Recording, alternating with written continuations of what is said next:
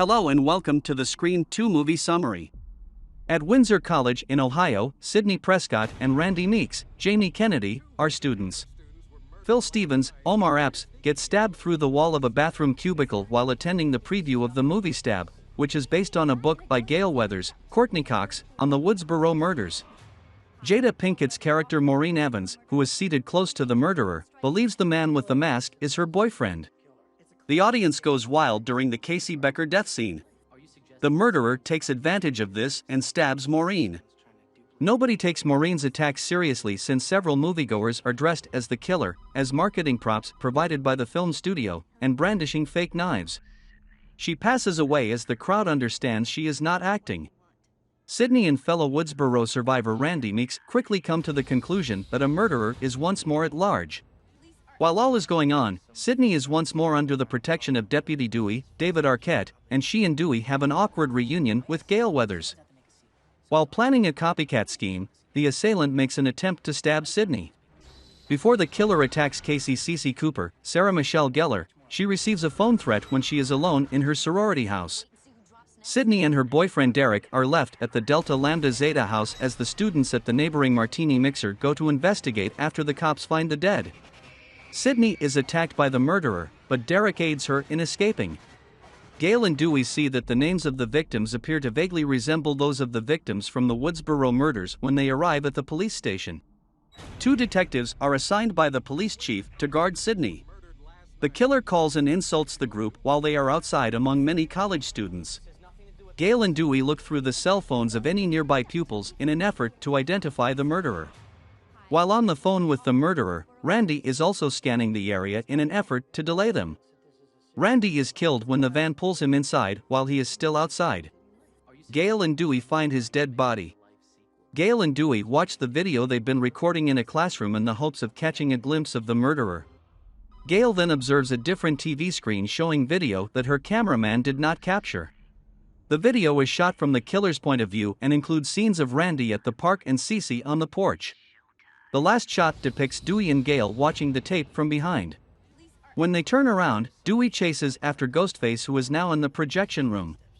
Gale is then surrounded in the room housing the sound equipment, but he escapes by hiding in the recording chamber. Dewey walks in and tries to catch Gale's attention through the soundproof glass.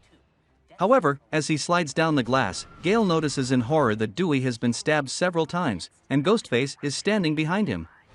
The killer then vanishes as Gale uses a falling shelf to block the entrance from him. While their car is at a stoplight, the detectives defending Sidney are attacked.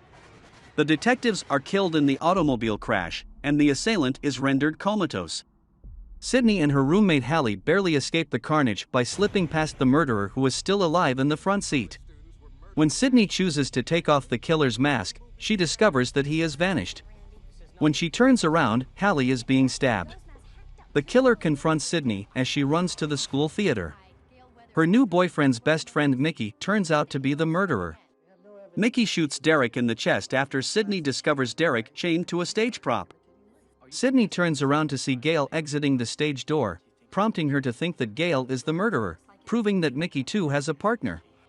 Debbie Salt emerges with the firearm used by the other cop after Gale shakes her head no. She is Mrs. Loomis, the mother of Sidney's former boyfriend Billy, whom Sidney recognizes.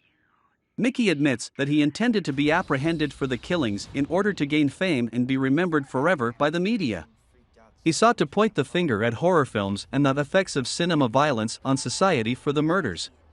On a Psycho website, he met Mrs. Loomis, who offered to pay for him college expenses in exchange for his involvement in the murders. She additionally assisted Mickey in calling the victims. In order to exact revenge for Sidney killing her son, Mrs. Loomis killed Sidney and her pals. Sidney notes that Billy and Stu Macker would not have begun their murderous rampage if Mrs. Loomis had not abandoned him. Mickey is shot by Mrs. Loomis, who declares his legal argument to be ludicrous and removes him as a potential threat. Gale is shot by him as Mickey is wounded, which causes her to tumble off the stage. When Mrs. Loomis is distracted, Sidney slaps her with a fake jar. Sidney is trapped by Mrs. Loomis and convinces her into thinking Mickey is alive. Sidney locks herself in a room backstage, causing the stage's front to fall on Mrs. Loomis. Sydney is placed in an armlock by Mrs. Loomis after she survives, but Cotton, the man Sydney had accused of killing her mother, then shows up and steals Mickey's revolver. Cotton shoots Mrs. Loomis despite her best efforts to persuade Cotton to let her to murder Sydney. Gail is found to be alive and wounded by Sydney and Cotton, who then assist her. When Mickey stands up, Sydney and Gail shoot him. In case, Sydney turns around and just in case shoots Mrs. Loomis in the head. Dewey managed to survive his stabbing, it is revealed. He rides in an ambulance with Gail to the hospital. Dewey had been stabbed in the back before, and it turned out that the scar tissue from that stabbing had kept this one from being fatal.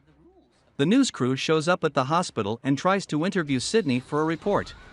Despite the fact that Sydney is the protagonist, she advises them to interview Cotton. When the television crew approaches him, he replies, "It'll make one hell of a movie," after Cotton informs them that there is a time, place, and a fee for an interview. Sydney leaves the campus after escaping the murders. A summary of the movie Screen 2 was provided. Enjoy your day and never forget to like, share, and follow.